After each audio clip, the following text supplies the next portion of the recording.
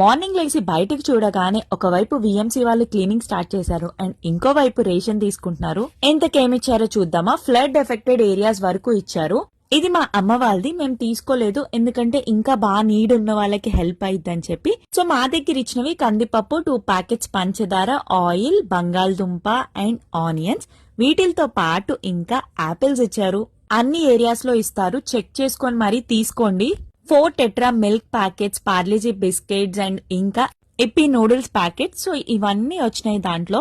And last 25 kgs rice. ఇంకొకటి, cleaning కి మీకు ఎవరు రాలేదా అని అడిగారు కదా, ఈ రోజు అయితే వచ్చారు క్లీన్ చేయడానికి. రోడ్స్ క్లీన్ చేసి బ్లీచింగ్ కూడా వేశారు. అండ్ ఇంకా అప్రిషియేట్ చేయాల్సింది, స్టూడెంట్స్ కూడా తీసుకొచ్చి ఇస్తున్నారు. గవర్నమెంట్ వాళ్ళు, కాలేజ్ స్టూడెంట్స్, బయట చాలా మంది ఫౌండేషన్స్ ఎంత మంది హెల్ప్ చేస్తున్నారో. వాళ్ళ ఫ్యామిలీస్ వదిలేసి మరి మన కోసం వచ్చి కష్టపడుతున్నారు. ఎవరైనా గానీ చేసిన మంచి ఎక్కడికి పోతూ థ్యాంక్ యూ ఆల్.